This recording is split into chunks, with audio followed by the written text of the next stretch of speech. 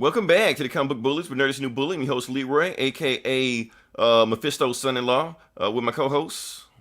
As Eli, aka Mixed Master Slice. There we go. And we're back with another episode. And yeah, it seems like this is a pretty easy breezy week that just went by. So we're just gonna close out February. Eli, is this the first fiscal month of 2021 or the physical one? I don't know what you call it. Physical or fiscal? Those are two different things. I know. Whichever one applies. That's that one. Well, yeah, I guess both. I guess. Yeah. Hey, technically, yeah. You're supposed to be your first physical year in whatever 2021 January. What do you call it? Oh, who we got? We got people in the house already. Big Willie already. Big Willie's in the house. He was on before we were here. He's probably on right now. He's probably Right, still doing right. one of his shows. Right. He probably is.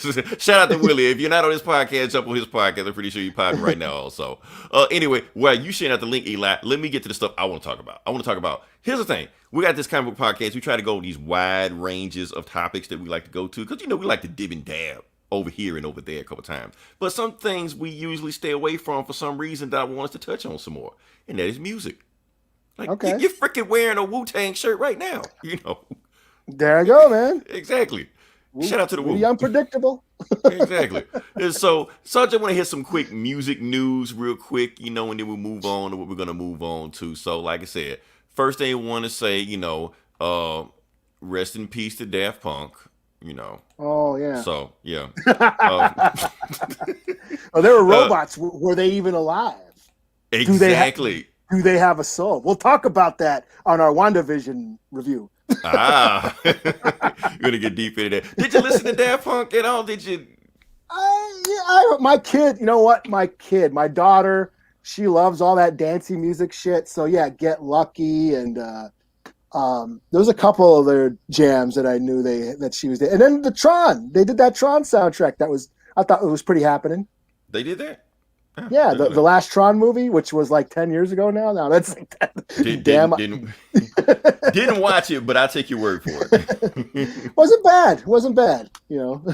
Okay, hold on. Let me see what else we got here. That's right. Yeah, Wu-Tang Clan ain't nothing to Thank you. with. Somebody that actually listen to this podcast that know who Wu-Tang is. Gomer.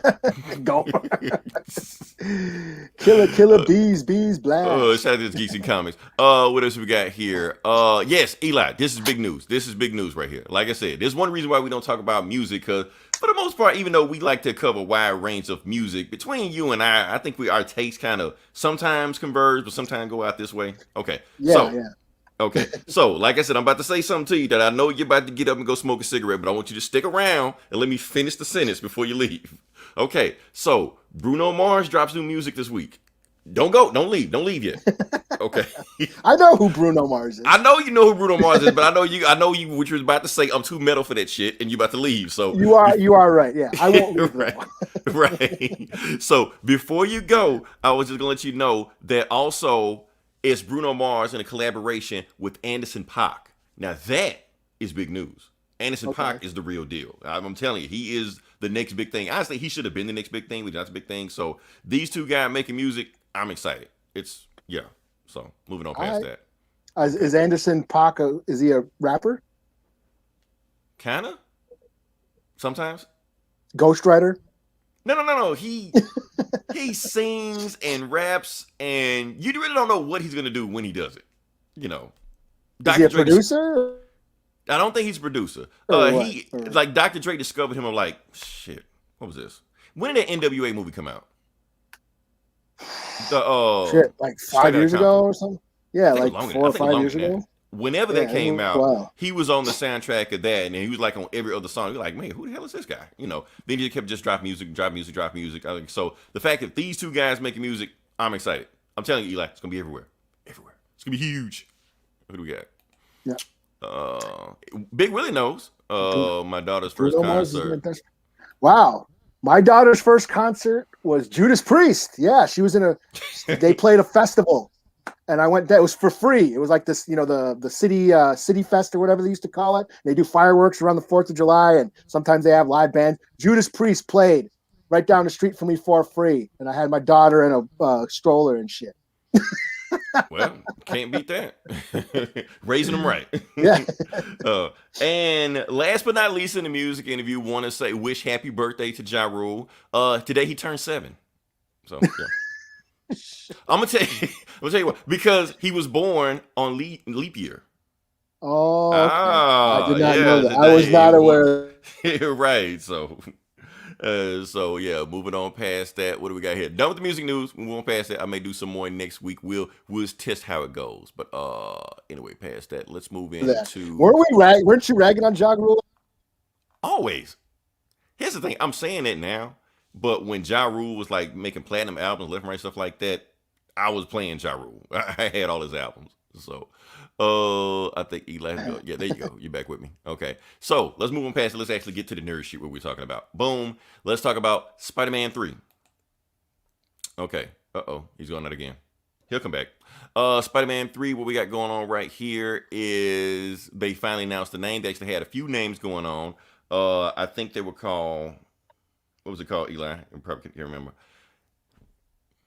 You there? Far From Home. Yeah, I'm here. No, that was the other one. Far From Home Slice and Home Wrecker home cooking, and Home. Yeah. Homemade. Homies, no homo. We just got demonetized. But yeah, they had a bunch of stuff. Anyway, here is the official name. No Way Home. They gave Tom Holland one name, and they gave the guy that plays Ned another name, but the official name is No Way Home. Of course, the internet ran off with it. They were giving other names, speculating, Spider-Man Work From Home, Home Wrecker, like you said before. Oh, and in my favorite, which we're going to talk about later on, WandaVision episode 10. Yeah. Which pretty much what we all know is going to be. So, yeah, let's move on. Or the theory that all 3 titles were the movie title, but it's the multiverse version, and it's going to be like 3 different endings. You got to see 3 different movies and shit. You already hurt my head with this multiverse stuff, and then that might actually be the thing. Like, which version of Spider-Man did you see? And wouldn't that be some 3 shit? different endings? Yeah, Oh man, the DVD uncut, alternate and choose your own adventure, probably that shit. Way to the future. Man. Yeah. So you want to just jump into like the let's go to it. Okay, now we're gonna talk about WandaVision. Okay. Just gonna jump right into it, just go from there. Like I said, I'm pretty sure everybody saw WandaVision this weekend. At this point, it's not even a point of putting spoilers in there because everybody on the planet knows what's going on. Even if you didn't watch the show, you're gonna get memes and GIFs and people just making points about it, or you're gonna get songs promoted. The Agatha All Along song turns out to be the #1 soundtrack on iTunes right now. Grammy winning, watch. Right. It's insane. I think the same people that made the soundtrack for WandaVision, like same people that made what's that? Frozen? I think the same people. Oh, really? Okay. Yeah, I think so. So anything there's even a trap remix to Agatha All Along. I would play it, but I don't want to get flagged. I'll play it. That'll be the ending song of this podcast. So if you listen to it on audio, listen to it. That'll be the trap remix of Agatha All Along. But I'll let you go, Eli. What'd you think about it? This episode? I think this is the first episode. I won't say disappointed, but I was more like, okay, I mean, it did confirm what we already knew. Mm-hmm. So in that sense, I thought it was a little bit redundant. We already kind of knew what was going on. Mm-hmm. I guess I think it was for me. It was after last episode of seeing Monica, and now I was ready for the superhero showdown, and then we just launched into a flashbacks. So on that sense, I was like, oh, that's it. We don't get like a cool beat 'em up episode, but other than that, I mean, there was some cool moments, going back and seeing the flashbacks and just seeing, basically what led to Wanda's trauma, was interesting.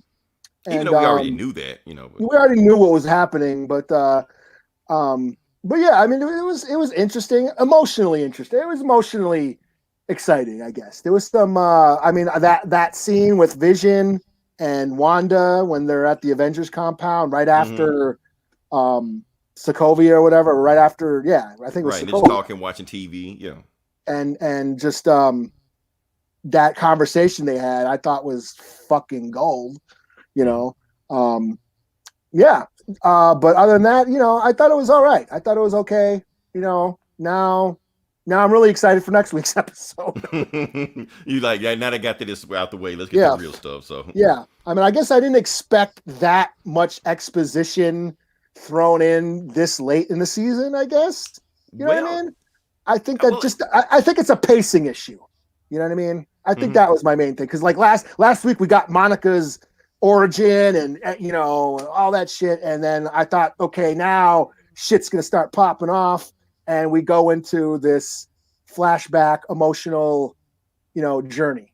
So right, instead of just keeping the pace going like they had it before. So I agree with you on that. I agree with you on that. I felt like they could have did this earlier. You know what I mean? They're in a tough spot because here's the thing. This is the best thing and the worst thing about this show is that they tackle so many genres. It has so many tones they're trying to go for that sometimes it is almost impossible to juggle it the way you want to juggle it. Yeah. Before we go to it, let's see what we got here. Big Willie, what you got for me? Mutants oh, there's Frankie. Yeah, mutants confirmed. Yeah, kind of not. Are they? So that wasn't so that's not. They danced around it. They danced around it. They danced around it. I'll talk about. So, but their parents were not Magneto. That wasn't Magneto. Oh, their parents are not Magneto every other 5 years also. So it just then Marvel goes, we changed the mind. Okay. Magneto, come get your kids. Okay. So basically what I think about this episode is that it was exactly what you said. They had this pacing going up. It was going up. We thought it was going to go to this big showdown. And then boom, this entire episode was pretty much just an expedition dump. And I don't know how they can handle it, but I guess they handled it the best way they could because here's the thing, Eli. Any mystery that people have been thinking about what this show might be and what this show might not be, it's over. It's done. They have explained everything. They over-explained everything. Yeah, there's nothing left to explain. So all these mysteries and theories, stop. They're done. No Mephisto. Mephisto's not here. Chaos magic meets the hex. Yep, it's not. So everything is done with this show right now as far as what Pietro, he was just some dude. He was just some dude she just possessed. Yeah. And just made him just walk over there because she knew Wanda's mind was so fragile. She just believed whatever she wants to believe, Yeah. But she is capable. Yeah, she is capable of, necromancy. Like she was saying. But she said the body's like way over there. Body's full of holes and in another country, which I thought was pretty harsh. She's like, it's not worth the trouble. It's whatever.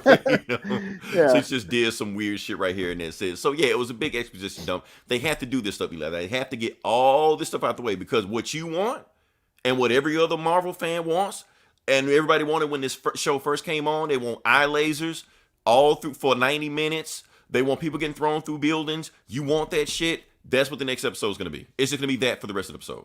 Yeah. Because if you think about it, we have a Marvel show that hasn't had a fight scene yet at all.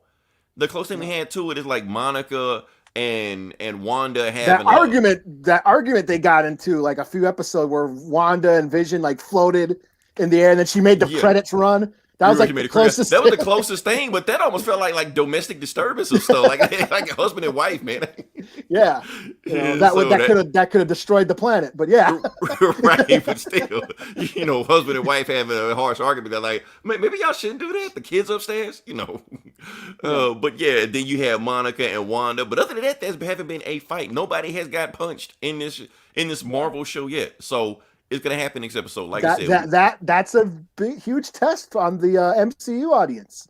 I gotta say. But here's the thing: it took them a while to catch on. It took them a while to understand what's going on. Because, like I was talking about somebody earlier, like the first 2 episodes of WandaVision, everybody saying it sucked, it's terrible, it sucked. But you go for the later episodes, everybody like they're on board now. But at the same time, most of the people are on board because of their expectations. Now, we always say it's not good to set expectations because you always be let down. Eli, do you think you will be let down if this show don't deliver on everybody's expectation? Like if Reed Richards doesn't show up, if the mutants aren't confirmed, if Doctor Strange doesn't show up, if Doctor Strange doesn't show up, if the multiverse doesn't get cracked wide open, if Professor X doesn't show up, Well, I'm not so much concerned with cameos and how this leads into whatever other shit that the MCU is setting up. I don't give a shit. I just want some closure. You Right. know, I would like a sense of closure. That's all I really. Just tell me a good story and wrap it up in you know, in a way that's satisfying. That's kind of all I really talk about, or I really care about. You know, Honestly, I'm not care about. Yeah, like I'm saying, like this has subverted. How come it's okay when the MCU subverts expectations, but when Star Wars does it, the fucking world loses their fucking minds. Everybody loses their minds. Yeah, like where the fuck is Mephisto? Where the fuck? Frankie, it will be Luke Skywalker. That's the expectation. So, and if it's not, we will be upset. We will march in the street. Because honestly, Eli, I'd almost MCU ruined my childhood. Fuck this shit. Fire Kevin Feige Because honestly, I think half of the like hardcore MCU fans are watching it strictly for that. Because they're expecting this to open up some other storyline later down the road. They're expecting WandaVision to be a commercial for other shows. That's what and that's stupid. Yeah, that's stupid. Like, why are you watching the show? Because you think the Hulk is going to show up. Yeah, you're an idiot.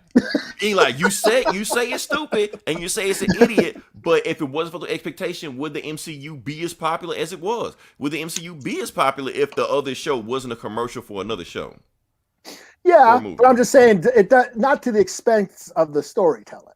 You know, true. I think it's stupid. Like I said, all these people thought, oh, the first 2 episodes sucked. What the fuck is this show? Blah blah blah. The show's dumb because they didn't get it. You know, they didn't get the nature of these 2 characters. You know, and now that they do, you know, they've lightened up. But at first they were like, oh, this isn't Endgame. Where's our big huge explosions and shit and lasers and shit, you know. Right. And I need a joke every 5 minutes to keep my attention. Like, Tony Stark is gone, man. Let it go. Yeah, fuck this. I'm gonna go play Fortnite, you know, like Dab with Wolverine or some shit, you know. Yeah. Oh man. So but talking about the show, like I said, a lot of I think some big things happened in the show, mainly even though it was an exposition dump. And it was a lot of stuff that we already knew. At the same time, it was still nice watching it play out. Just the fact that because the acting on par was there. Like I said, that scene between Vision and Scarlet Witch, we'll get to that, Wanda. Just the fact that it was acted out so well. You know, I could like watch an episode of just them doing that, which is basically what this whole series is. It was. Them just walking around just doing shit, you know? Yeah. And that's what the early shows were, right? That was the early shows, what they were, just them doing stuff, getting in shenanigans, getting out of it, just showing how much they love each other. And the more the show went on, the more that their relationship and what they built started to break down. And that's kind of the point of why they did what they did, because they wanted you to feel what Wanda was feeling. Yeah. She created this illusion, this happy planet, this bliss bubble that she has. And every episode is breaking down more and more and more. And they want you to feel the same despair she's feeling. And why I say I think this is one of the best things the MCU has done is because it is tackling deeper issues besides just, you know, blockbuster action shit. You know, we're dealing with trauma. We're dealing with mental health. We're dealing with how we deal with our problems, you know, and this whole setup, the show is just a metaphor of like, if you don't deal with your shit, it's gonna start affecting everybody around you, and this is what happened to her. Right, you're gonna do it in self-destructive mode. Yeah. Now another thing, Wanda's trauma is now affecting everybody else. You know, so she's got to come to terms with her grief. Yeah, exactly. She's got to come to terms. And that's the awesome thing about this. Like, okay, Agatha Harkness was revealed to be a villain. Like, she's supposed to be the big bad of the show. But if you really think about this entire episode, she gave Wanda a free therapy session. The entire episode. That's what she was doing. Yeah. You know. Of course, she was doing it for her own benefit. Yeah, you know, she's trying to get her power or whatever. Right, she's trying to get power. She wants to know where her power came from. So she has to walk her down memory lane, not only for Wanda's benefit, for her benefit also, so she can see how she got this stuff. You know, but that's the whole point of it, that she was like, she basically saying, you need therapy. I'm gonna give you therapy so I can figure out how to take your powers. You know? Yeah.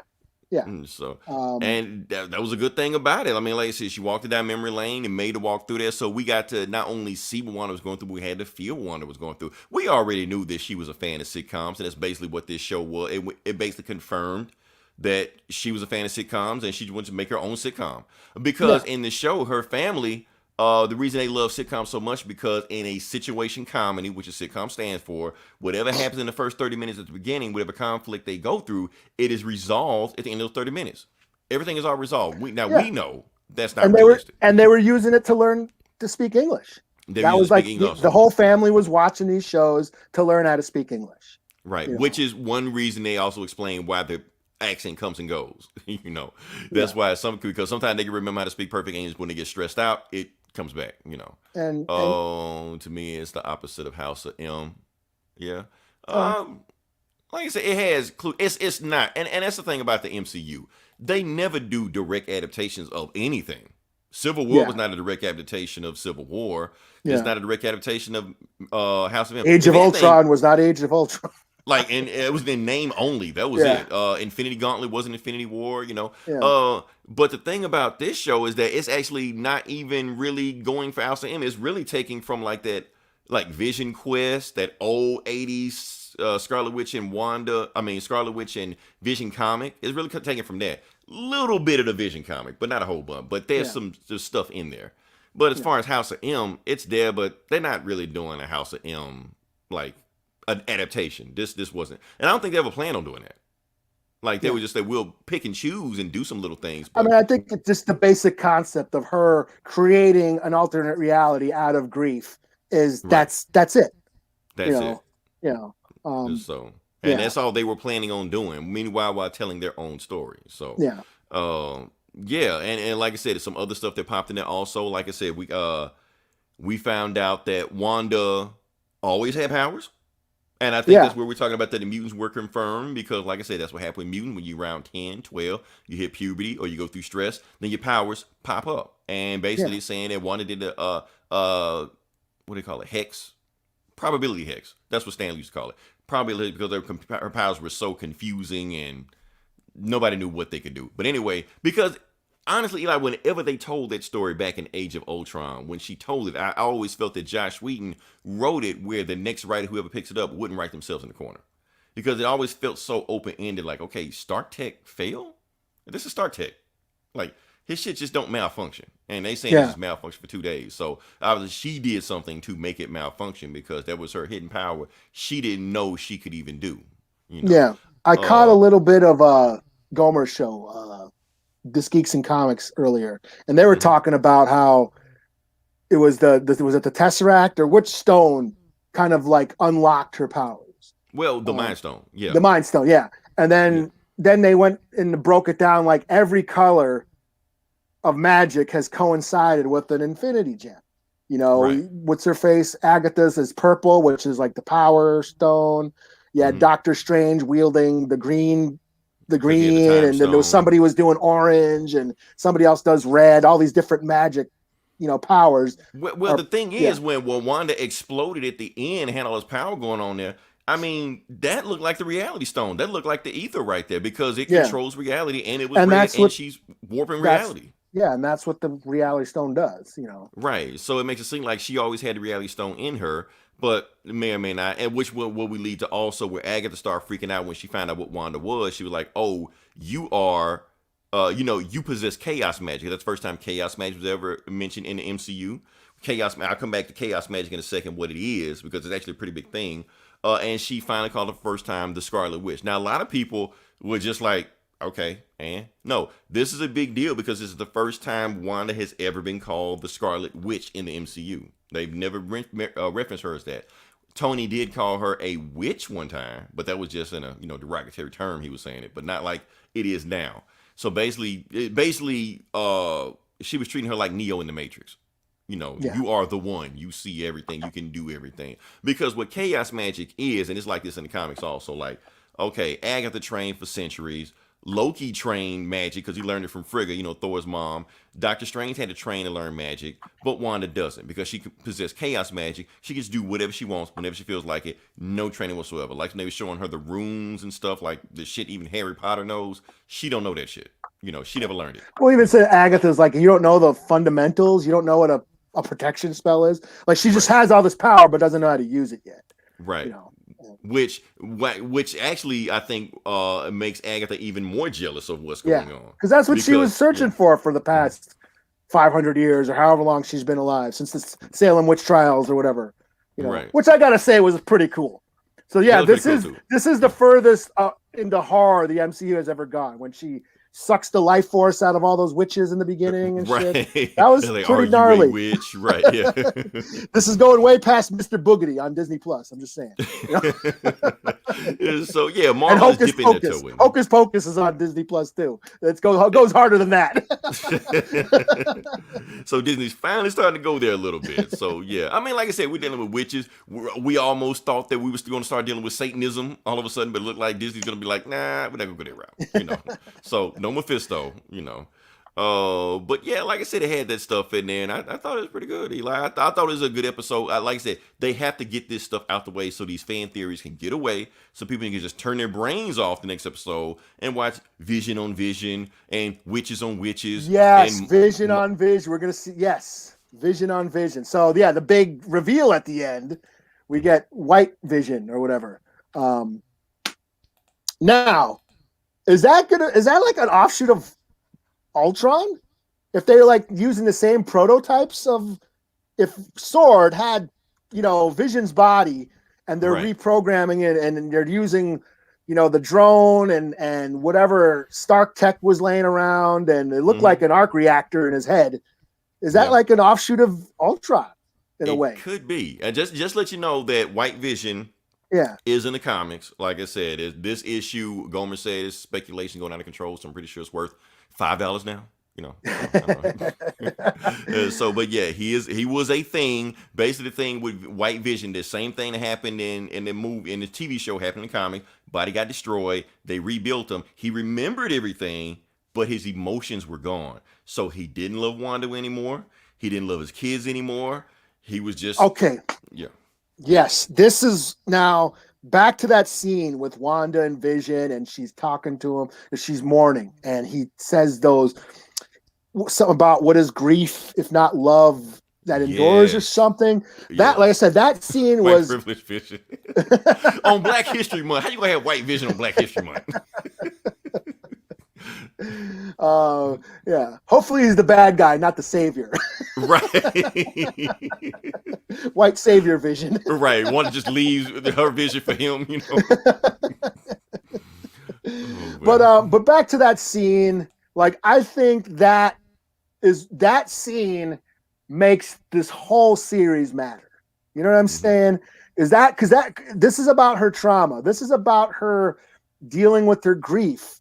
And he is the one that sort of saves her from that gets her out of that. This is where we start to see their relationship blossom and what leads to their romance and to their, falling in love. Right. Because you see her fall in love with him, fall in love with her also, because he's trying to understand her emotions and he's trying to find a way to connect to her. And what I love, why I think the Vision is such an interesting character, is because he is a reflection of, AI and or those Isaac Asimov stories where a robot figures out that it's a sentient being and starts acting. What is its purpose? And that's what he's trying to do. He's like observing humanity and what it means to be human. And he understands humanity more than humans do and probably cherishes it better than a human does. A super intelligent machine will appreciate life more than the dumbass humans. Right, they just go through the motions and things like that. I also think another thing that we kind of look over in Civil War, because like I said, when they had the big airport fight in Civil War, Vision showed up and could have ended the fight anytime he wanted to. Yeah. But he only showed up to make sure Wanda was safe. Even back then, that's the only reason he was there. And that's why he was able to lift up Mjolnir, Yeah, because he's pure. Yeah. He is so pure. Also, he's not alive, but right. But this goes to show, like, okay, now that this is all this whole deep theme of souls and does the Vision have a soul? Because she created him, or the machine. The Vision was created. He is an artificial being. Does he have a soul? Do Wanda's kids have souls because she created them? This is all reflected. And I think this is just. It goes so deep into those Does themes. Sparky have a soul? Like we're mad at Agatha killing Sparky, but Sparky isn't real. Or is Yeah. he real? You Yeah. know? And like, who knows? Maybe the original Vision did have a soul because he was powered by the Mind Stone, and that did have some sort of celestial magic, or it gave him some sort of spiritual living essence or whatever, which is what made the Vision so special. You know what I'm I mean, saying? he Yeah. loved. Yeah. He Yeah. fell in And love. I this mean, if this that's not a soul, what is? this goes back into Blade Runner and that whole thing about machines, searching for purpose. What do androids dream of electric sheep? Philip K. Dick. The Oracle in the Matrix. Like, again, observing humanity and knowing what humans need more than they do. Data. Like, I'm not a Star Trek fan, but the only episode that ever made an impression on me was the episode where they turned Data off and had a debate of whether or not he was a machine or a person, an actual officer, or did he have rights or whatever it was. Right. That I always found that fascinating, because robots are a reflection of humanity. Yeah. And to be honest, this is like the first time, this first episode, where you could see through the lens of other people, where they only see Vision as a machine. Yeah. Like, up until then, we saw Vision through Wanda's eyes, who doesn't look at him like that. She looks at him like her soulmate. Yeah. And the Vision is just learning. He's just learning how to be human. So, right. So that would, watching this person go through pain and grief, he would study that and understand it. And being an outside observer would be able to have a better perspective on that. And I think that's what leads her to, to lead her out of the grief. Yeah, to lead her out of the grief. Which made the other scene after that even harder to watch, when they got a deed for the property and it had their name on it, that they were going to grow old together, and it's just her by herself, or seeing him all in pieces, right, on that table. Which make Hayward like a real dick, man, because he's an asshole. He's an asshole. He lied to everybody saying Wanda did this, but he didn't do that. He was basically trying to provoke her to do something, like take Vision or do something, but she didn't do it. She just left. But he basically tried to get her to do that stuff. So man, that was a great scene. That like sums up the whole series to me. That's what makes all this matters. Was that key scene? This is, the lesson you learn from this is all in that scene, and and then you see like Agatha like wiping a tear away. I thought that was hilarious. Oh man! So that's the the Golden Globes is tonight. I feel like next year the people in this show should be there in the audience next year. Oh yeah. That's just me. That was tonight. I guess I didn't watch. I'm so out of it. I don't watch that shit. I'm like, what was nominated? Like, did Bloodshot get nominated? Like, right, the one Sonic the Hedgehog. Sonic the Hedgehog win Best Picture. Yeah, right.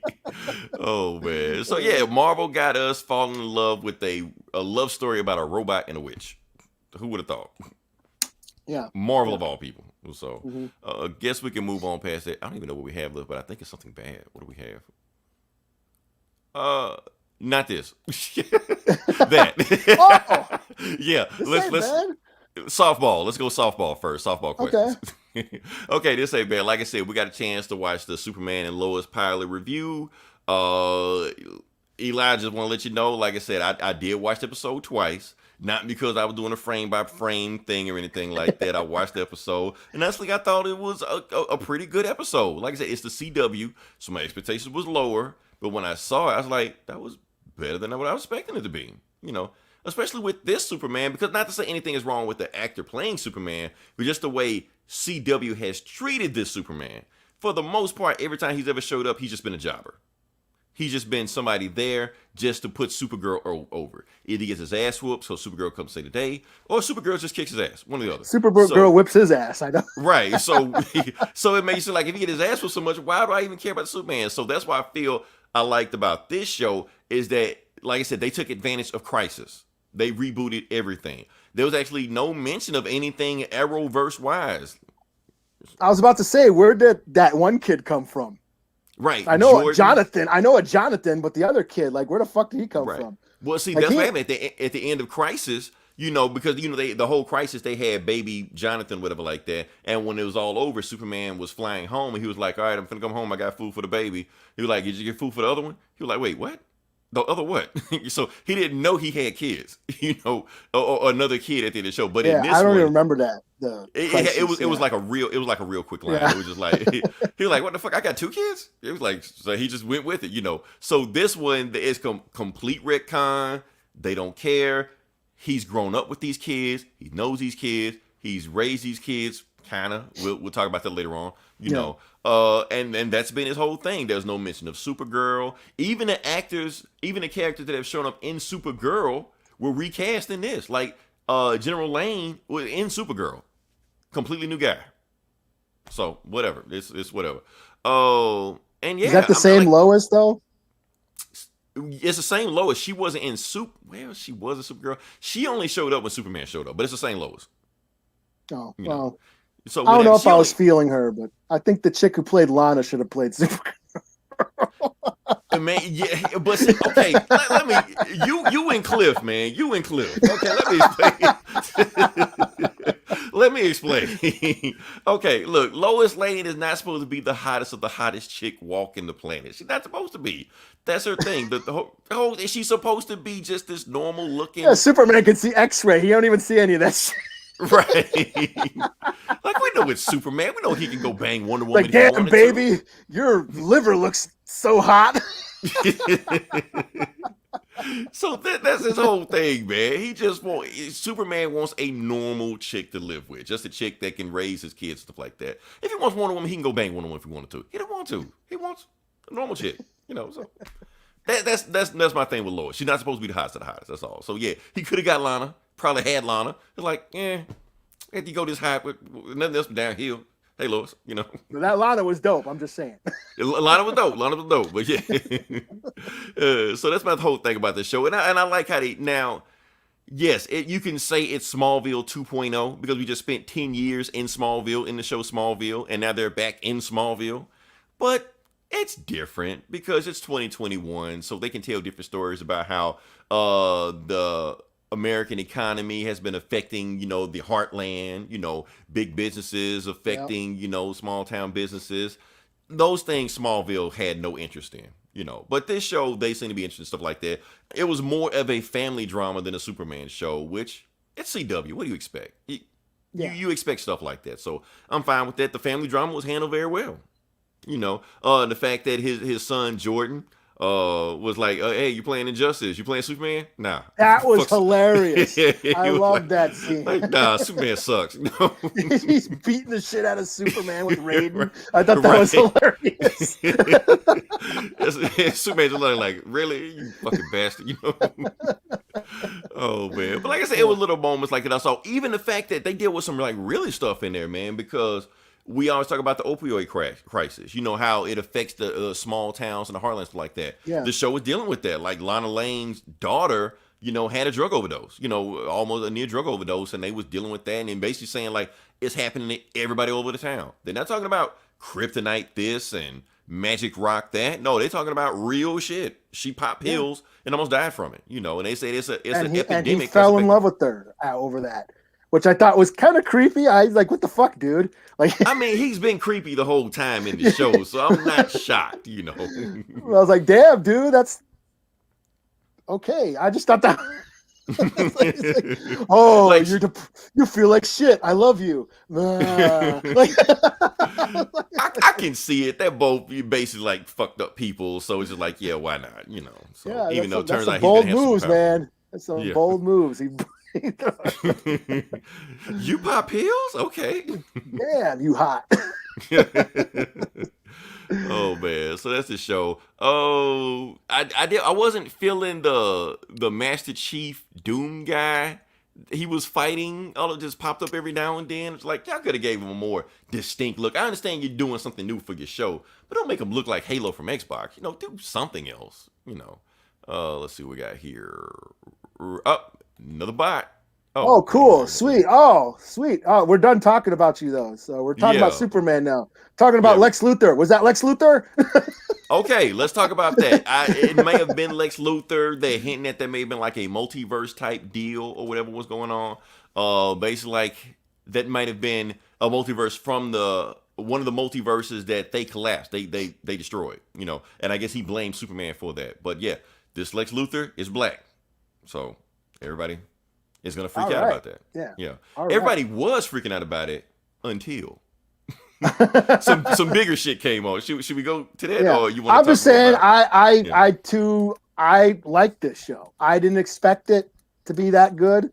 I kind of fell off the CW shows a while back, but then I saw it on. I was like, oh, Leroy's going to watch this shit, and he's going to talk about it, and I don't want to be bored while he's talking, so I figure I'll check it out. And I surprisingly enjoyed it. I thought it was really good. The family drama, how they were keeping the secret from the kids. Like when he lifted up the car to prove that he was Superman to the kids, I was like, holy shit, that's dope.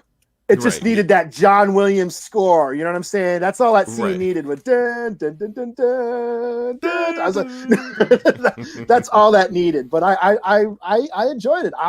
I think I'm on board. if they can keep the quality up like they can in the pilot, that's the thing. Yeah. And honestly, I thought even with the CW vibe, even knowing how the CW goes and how these dramas are written, and yes, everybody's going to say the wrong thing and everybody's going to take it the wrong way, and this is going to be the thread throughout the season. I still, enjoyed it for what it was. You know what I mean? Mm-hmm. And I thought it was really good. I didn't expect to enjoy this new Superman show.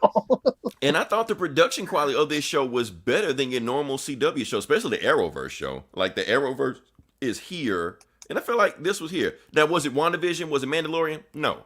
But I do think because of Mandalorian, because of WandaVision, because of The Boys, I think the CW, because here's the thing, the CW is no longer fighting against other network shows. They're fighting, their competition is streaming shows. So I think they feel like we need to step our game up. It looked pretty good to me. I thought it looked pretty damn good. So if they can keep the quality up like at that level, I'm on board. But we'll see how it goes. Because it's weird watching that show and then watching Batwoman right after it. Like you can see the dip in quality. I didn't watch Batwoman. You need to watch it just to compare it, to contrast. Oh man. So let's move on to the next one. All right, you ready to piss people off, Eli? Sure.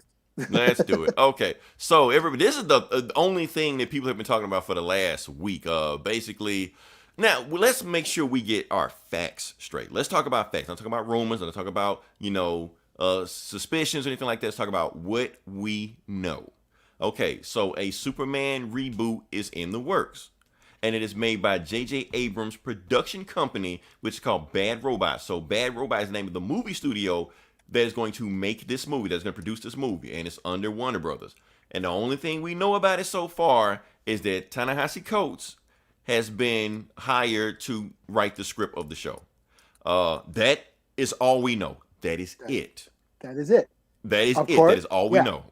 And remember, Warner Brothers announces movies like they're fucking popping potato chips. They announced another movie 2 days ago before this, and nobody cared. Yeah, where's that Batgirl? Where's that Batgirl that Joss Whedon was supposed to make? Batgirl. They announced Blue Beetle 2 days before this. Nobody cares. Aren't they gonna supposed to make a movie. Yeah, aren't they going to make a trench movie after Aquaman? They're supposed to make a trench horror movie. They were going to make a Justice League Dark movie that never got made. Where's the Flash? They still talking about the Flash movie for the past 10 years. Whenever the Flash is supposed to come out, it will always be released the year after it's been announced. So next year, it'll be released the year after that. So the Cyborg, who gives a fuck? They all these movies coming out. So that's it. Steven Spielberg is supposed to be making a DC movie. Yeah. They announced it, nothing happened. So just whatever. So that's what. So people are freaking out about DC this and DC that. We get pissed off about it. We get excited about it, and a week later they say nothing else about it. We forget about it. We go on because as of right now, like every Facebook group I'm on, Superman social media Facebook groups I'm on, they're pretty much like in chaos right now. Just burn themselves to the ground because there's nothing but just black Superman memes just popping up all over the place. People getting pissed off of it. I want Henry Cavill back. Give me Henry Cavill. No, you gonna take Michael B. Jordan. He's your I'm not Superman racist. I love it. I love it. Every comment is that I'm not racist, but, and I'm just like, I okay, got a big old butt. let me get my popcorn. Let me read this comment. I know it's gonna be a good one right here.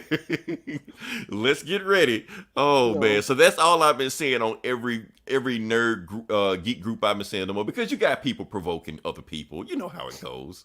Mainly me. You know. Oh yeah. So that's the thing. So that's all we know right now. But like I said, we do know that Warner Brothers has been, looking into a black Superman for a while now. Michael B. Jordan, they met with him.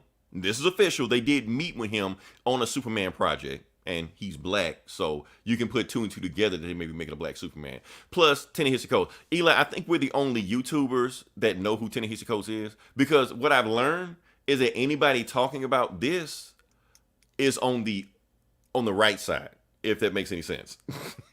Well, what define right? Okay, right wing or like right as in correct? right wing conservative, that type. Okay. So they have no idea who Ta-Nehisi Coates is. They say Tabernacle Coates. Oh, whatever. Well, they ain't gonna like when they find out. They're not gonna like when they find out who he is. No, they're just now starting to do research on who he is, and it makes them even more pissed. Like, oh, he's that guy. Because here's the thing, like I said, for the people that don't, I think we need to explain who Ta-Nehisi Coates is. Like I said, if you don't know who he is, trust me, you do. You have seen this guy's face before.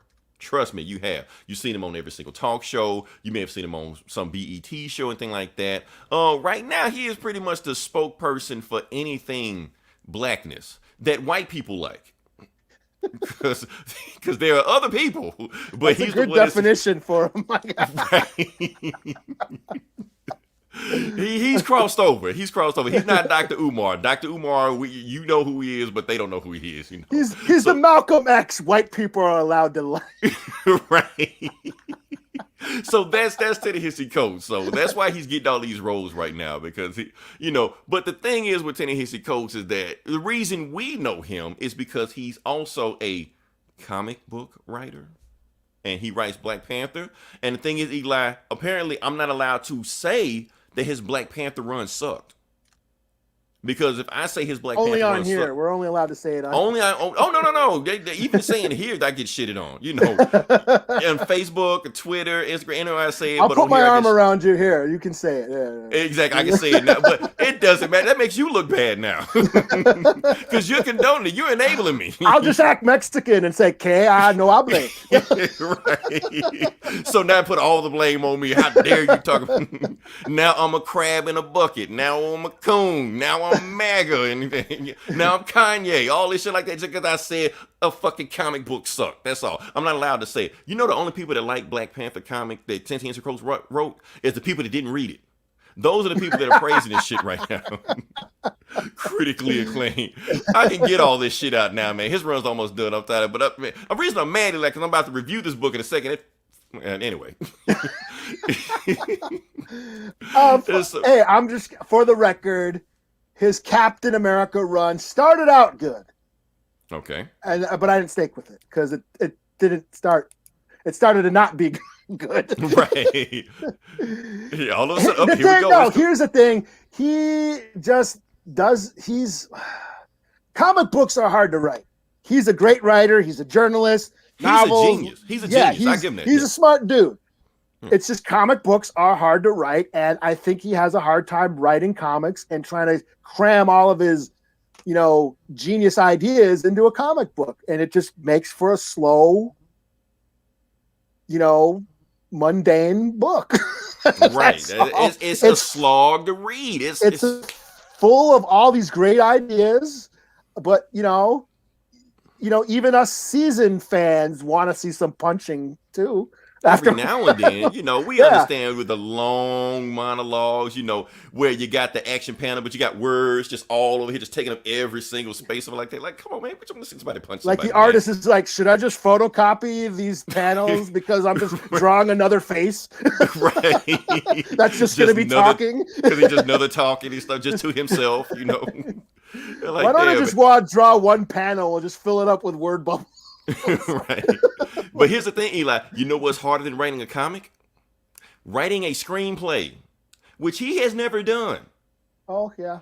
So they giving him a Superman movie to write, which is gonna be his first screenplay all of a sudden. So here's my thing, Eli. Black Superman, white Superman, Mexican Superman, whatever. People about to be as Superman fans about to be as pissed at him as us Black Panther fans are pissed at him now. They're about to see. They're going to see. Oh, you think this Black Panther run is critical lane? Just wait. You'll see. His Superman is coming. You'll see. And he's going to piss off everyone. And all the liberal white folks will be like, no, the Black Superman movie was good. Yeah, right. I would have saw it 3 times if I could. And all the right wing conservatives, I got jumped at the Black Superman. Oh man! You see this, but when you zoom out, it's their own hand. Yeah, it'll be a picture of what's her face, the chick from that one movie, the Ready or Not movie. Right. Woman got jumped at the Black Panther screening, and it was like some movie, and she's all bloody and shit. And right. the actress actually came out. Yeah, that I didn't get jumped. That's from a movie set, and that's not from when I saw Black Panther. I didn't get jumped at Black Panther. Like, what are you doing, Fox News? Okay. Now, can I say some more controversial shit about this whole thing? Okay. I'm not down with a Black Superman movie. Okay, I know I'm gonna get some more stuff about that. Yep. Controversial. Well, I'm out. Later, y'all. I'm out. Crab in the bucket. Crab in the bucket. Okay, here we go. I'm not down with the Black Superman movie. I'm gonna tell you why, Eli. I'm gonna tell you why I'm not down with a Black Superman movie. Because we know what DC is doing. DC is always jumping on the bandwagon whenever Marvel is doing. Oh, Black Panther did $1 billion. Oh, Spider-Man into the universe, multiverse made this many billions. What black superhero do we have? Cyborg in the background, like, I'm here. I mean, what black superhero do we have? I'm here. No, what black superhero do we have? And then they're gonna get Superman. John Stewart. You got John Jones. You got John Stewart. You got so many other people, man. And the thing is that now if they do this and they make it a Black Clark Kent, everybody would be pissed off. Black, white, it doesn't matter your race, your creed, your nationality, your sexuality, whatever. You are gonna come for Ta-Nehisi Coates' head if you find out he made Clark Kent black for just no reason whatsoever. You know, that's the dumbest thing ever. Now, yes, we understand. Hey, you think they're going to be pissed? Wait till those Warner Brothers executive be pissed when black Superman don't do shit in China. What are you gonna do? Just erase him? This movie's too dark. Chinese review of Black Superman. Walking out of the theater, room dizzy, room spinning from all the blackness. Oh man. Shit. Oh yeah, we're canceled. Oh man. But let's run down a list of Black Superman that Ta-Nehisi Coates may be using. We like, if it's not a Black Clark Kent, like I said, not Vision. Oh, that's white savior Vision. That's white savior Vision. Let's really just cancel. Let's really piss off everybody. Nobody got a problem with White Vision though. Right, White Vision is fine. He's canon though. He's still, right. Still. All right, let's go to where we go. Okay, so like I said, we have Calvin Ellis. Like I said, this is from Earth 23. Because the thing about Superman is that for every multiverse, there was a different Superman. Since there used to be 52 multiverses, there was 52 different Superman. He was the Superman for Superman Earth 23. His name was Calvin Ellis, and he was also the president of the United States. So like I said, 2012. Woo, damn, they were just fucking lefty like a motherfucker on that one. Yeah. Oh, like, it's New 52. Oh, yeah. Okay, it's New 52. Like 2012, Black President, Superman. Oh, yeah. We can take 3 guesses who they, modeled him after. But anyway. Oh, yeah. They were fucking 3 days woke on that shit. Right. Just Superman, and Earth 23 is all Black superheroes also. Everybody. I remember that shit, yeah. Yeah, now this is Earth 2. This is Val Zod. Zod's son or some shit like that. He's on Earth 2. Superman died in it. Steppenwolf actually killed that Superman. So this Superman popped up out of nowhere. He didn't know he had powers, ended up getting powers, blah, blah, blah, whatever like that. Okay. No, Superman, that's the most popular theory that people think of Michael B. Jordan playing, if Michael B. Jordan is playing a Superman. Because we're playing Val Zod. Now, don't forget, there's also another Black Superman. Boom. Don't forget, right. Don't forget, you also have John Henry Irons Steel, where people want to forget about him, because they remember the movie. But like I said, he is a thing, and he was also in Metal, wasn't he? In Dark Knight's Metal and shit, and he's a thing. He's a thing. Yeah. New 52 completely rebooted. He actually, like, when Superman first popped up on the scene in New 52, he actually worked for Lex Luthor to help kill Superman till he got cool with Superman, and Lex Luthor stole his war suit, so he made his own war suit. He's actually a pretty interesting character, but DC don't care. DC don't give a fuck. They just make somebody else. So that's what I'm saying. Why you doing all this race changing with Superman when you can have all the other Superman? Hell, you don't even have to go that route. You can do Icon. This will make $1 billion right here from Milestone. He's based Superman, but not I was Superman. just about to say Milestone's coming back. Like Milestone is back. Milestone is actually back. We're gonna review him later on. Was it this week? It's this week, yeah. Oh, sorry, dude. I guess it was Black History Month, and this is the last week. Damn. Yeah. Sorry, dude. You know they were gonna crank all this stuff at the last minute, get it out of there. Oh man. You know? Yeah. but that's my whole point. That's the problem with a lot of these, because here's the thing with representation. What I seen with these big businesses are doing, they would just throw a black character in just any TV show or any movie, half-ass develop them, and they don't care what they do. They're two-dimensional characters, but they pat themselves in the back because of representation and diversity. You can't do that. You cannot do that. You make a black Superman trying to sell it to black people, I promise you, we will smell that shit if it's not sincere.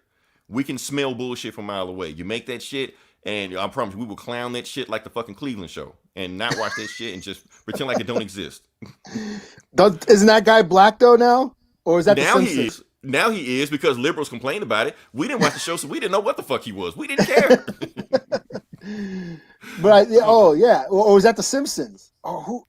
No, that was Family Guy. Was it Family Guy? But The Simpsons did it also, because The Simpsons, Abu was now Indian now. Yeah, he's not Indian now. So so that's the thing what's going on. So that's the thing. But DC is always doing this.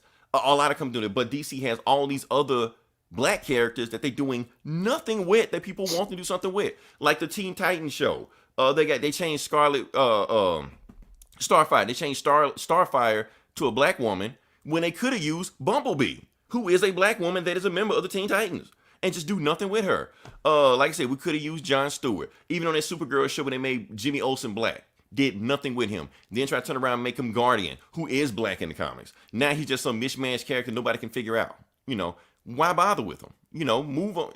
When you do stuff like this, we can tell it's insincere, and we just ignore the character altogether. When if you just would have made Guardian or Bumblebee, or if you would have gave us an Icon movie, or gave us a good Steel movie without Shaquille O'Neal, we would show up and support it if it's sincere.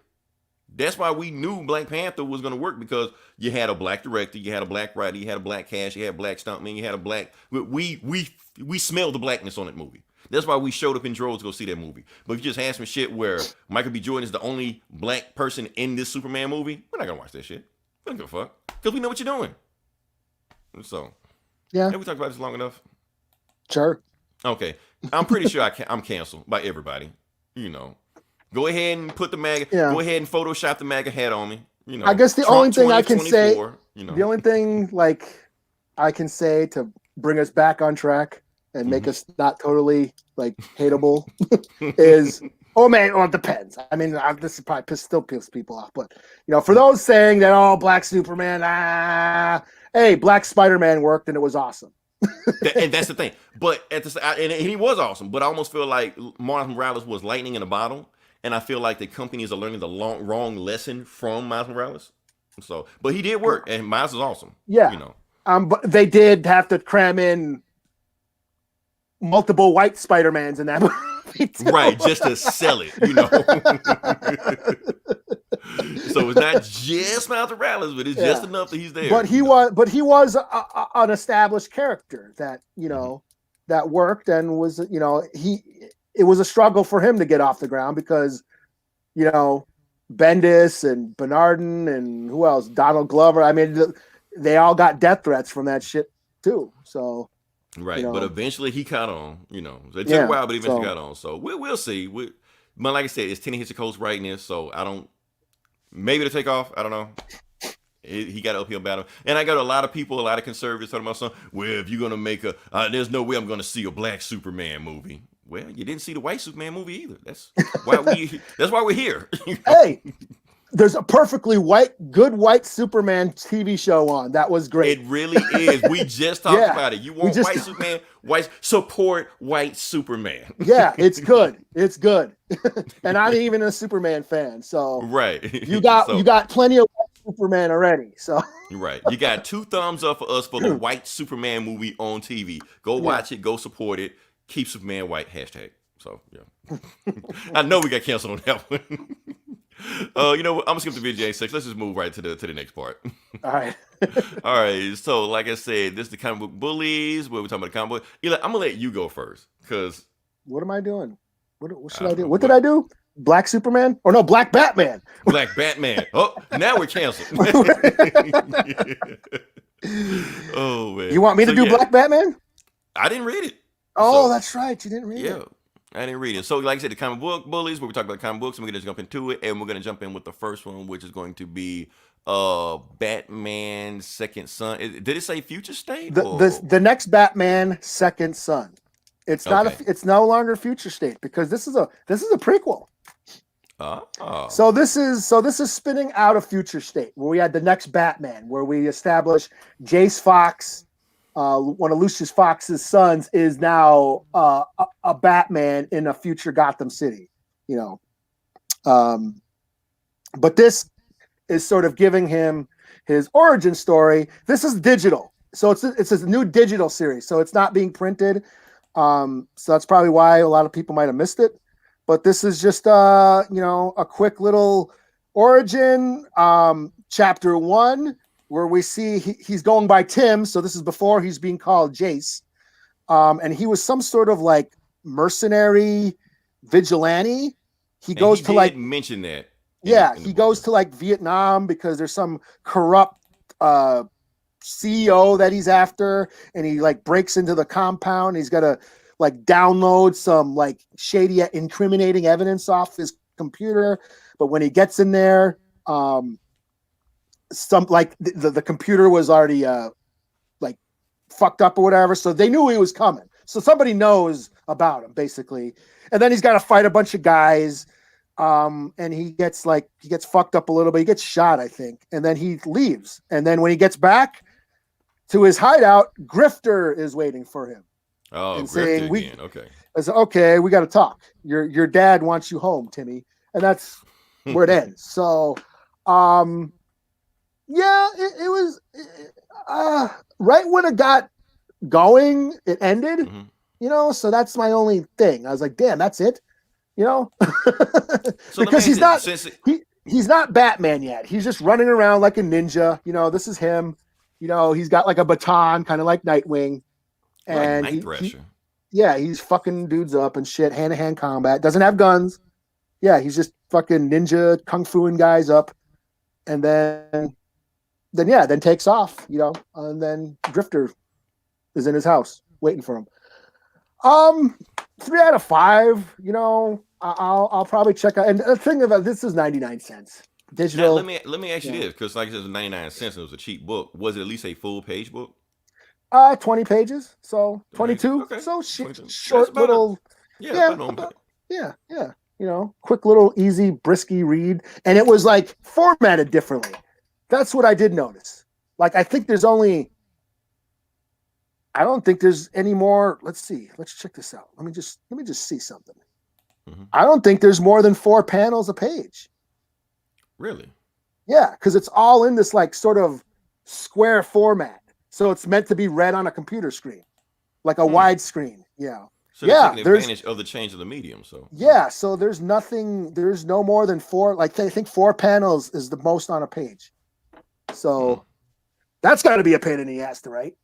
Right.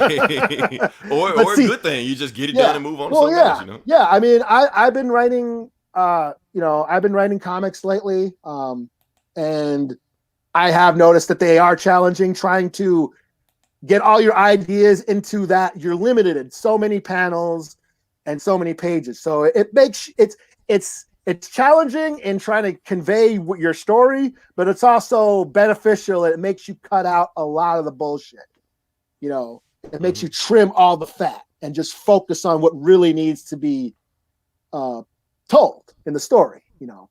So But yeah, so like, yeah, 4 panels a page. That's now I understand why it's so short. Like, because when I got to the end, I'm like, that's it, Right. It's just a quick read, right? Even though the Yeah, pages are there, it's a quick read. Yeah. yeah. So love to see Coach try that shit.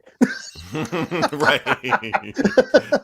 He still would have filled that shit over just it's just dialogue on top of dialogue. So, oh man. All right. So I guess it's on to me. So the book I'm gonna do, I was just wasting time, so I get to the next one. So before I get to the stuff I want to get to, I'm gonna go to X-Men number 18.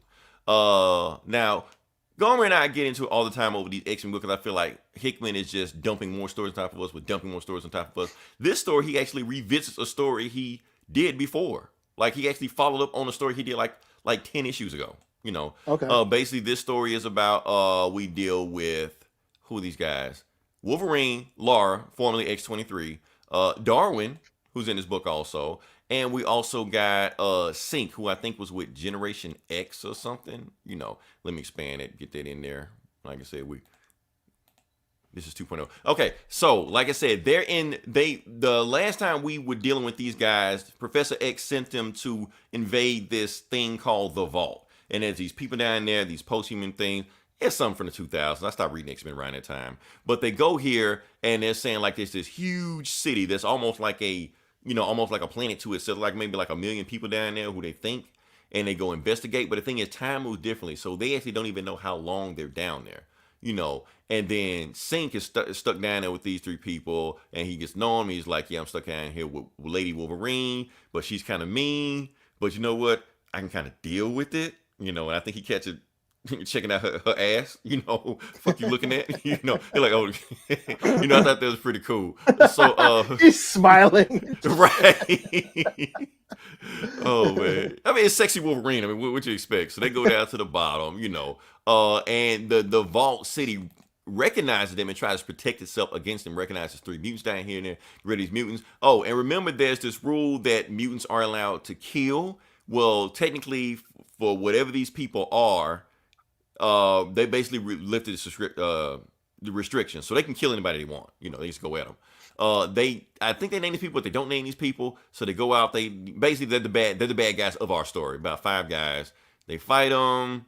Of course, I think he burns. Who's he burn? Darwin, Sync. I can't remember. Laura just takes one of them out. I think this girl, just slices and dices her and make curly fries out of her ass. She's done. She's not done it before. And just go to work, and then one of them get burned. I don't know if this Darwin, Sync, whatever like that. He gets burned. Darwin gets bubble drowned, but like I said, he can't die, so he just rose gills, some shit like that. Laura touches Sync like, I'm gonna stay close, I'm gonna heal you, but his powers have evolved, so now he don't have to touch mutants. He can touch anybody and get any powers. He touched the fire guy, he gets fire powers and burns everybody else. They die, and that's pretty much the book. So, other shit happens, but that's pretty much it. So, oh yeah, she blows up a nuke and nukes everything. The end. Okay. Yeah, but like I said, everybody on this X team can't die, so it doesn't even really matter. That's why they brought them down there. So, yeah, easy breeze story. I'm just glad that they finally picked this book at, because like I said, I got into it with Gomer. I was saying that Hickman put these 3 on the bus and shipped them off because they were too powerful, so he wanted to tell an interesting story, but he revisited them again. So, I was wrong on that. It happens. I might eat a cheeseburger. I don't know. So, yeah, I'm gonna let you go next on that. So, all right, I'll do Post Americana number 3. Awesome. This is probably my book of the week. So yeah, this has been a dope ass story. It's in the future. There's been like this big world-ending disaster that's fucked up humanity and left the world in ruins. But all the like rich 1% sort of found these bunkers inside of a mountain. They're like these high-tech cities inside of a mountain. And that's where they've been staying for the past like 80 years, while the rest of the country has gone to shit, cannibal tribes eating each other, everybody living in chaos. And, it's Mad Max. It's the cursed earth in Judge Dredd, you know what I mean? 80 years after these people been living in the mountain, in this bunker, this like ultra fascist asshole decides to make himself president, and he starts taking over the mountain and mobilizing the army, and he starts doing airstrikes throughout the country to sort of take the country back, make America great again, so to speak. Okay. And then there's like this rebel force, this like like a rebel alliance that are rebelling against him, and then they basically escape the mountain, and they're going out to try and basically rally up the rest of the country to fight him. And we follow this one character. He's like a hacker, and he's been thrown out of he's escaped the mountain, this underground paradise bunker that he's been living in for all his life, and now he's out in the shit with all the fucked up tribes and cannibals trying to eat each other. Meets with this one like badass female warrior named Caroline, and last issue they escaped the cannibal tribe that was they had him prisoner, and now they're on the run. They meet up with this chick's friends, and this is a flashback. This is number 3. Now we get the exposition. We get all the flashbacks. We get his life story, where he grew up and how he started the Rebel Alliance and started this all this militants that rebelled against this fascist guy. And then we get her backstory, where she came from and how her community that she lived was bombed by this fascist asshole. And her whole family was killed. And they're basically, they want to go meet with this one warlord of the wasteland who has all this ultra old school technology that they want to use to help, in this war. So he wants to go meet with this guy to sort of, recruit him for this rebel alliance that'll fight this fascist president guy. When they get there, they find out that the fascist army was already there and killed everybody, and they're taken prisoners. And we get to see one of the survivors that have been taken prisoner is Caroline's mom. So she is not dead. So that's kind of where it ends. And big plot twist. And like I said, this is number 3. We get the exposition. We get the flashbacks, early on, not at the second to the last issue. But I'm really digging this book. The art is awesome. This is a book by Steve Scroce. He's doing the story and art. He was like one of the artists on the Matrix movies, so he's got really super detailed art. So he's doing double duty. Yeah, doing double duty. Very very detailed, very violent. This is a very violent and gory book, which is right up my alley. So yeah, I'm having a lot of fun with this. I'm really digging it. It's basically another futuristic sci-fi story that's making political allegories about our current world. But it's doing it in a clever way, This reminds me of Martha Washington, Frank Miller's the Frank Miller one. Yeah. This is kind of giving me that kind of vibe, this futuristic badass chick fighting against fascism, But that was back in the late 80s, 90s. So right before Frank lost his shit. Yeah. Before he went insane. Right. So yeah, this is a 4 out of 5. I'm really digging this story. So, Nice. Okay. All right. So next book I'm going to do, and I said this earlier. I honestly forgot about this book. The Future State book. The last Future State book. Period. The last one before they move on to some other bullshit. Okay. This is Future State Dark Detective. Oh, I thought you were going to do the Superman one. Oh, hell no. Not that one. Where is that book? I can't find it. Dark Detective, where are you? Anyway, Dark Detective number... I can't find it. Doesn't matter. Dark Detective number 2. Okay. So, the book is about... Let me see if I can find it. Ill prepared. Yeah, that ugly piece of shit there. Okay, so and we'll just go here. So the book is about, like I said, the last Future State book we're gonna go talk about. It is basically about Batman the magistrate. The magistrate has found out that somebody has been taking their drones and they lost about 600 drones, and he wants his assistant Hannah to find out who has these drones. Now, what he doesn't know is Hannah actually lives with Bruce Wayne. That's whose house he's been staying for the longest. So she's actually like living undercover and doing spy work for her own benefit, not knowing that, Bruce Wayne is Batman and has anything to do with this. Meanwhile, Batman knows that the drones have been spying on him. He's using the antenna as like a scrambler so the drones can't find out what he's going to. And he actually takes Hannah, and he takes her dad, and he basically kidnaps them and takes them out the house before the magistrate finds out where they are and blow up the house. Throws them in the back of a van. They know where they are, but they can't really center in on them because he put the scramble up on the antenna, and they just blow up the house, and boom, that's it.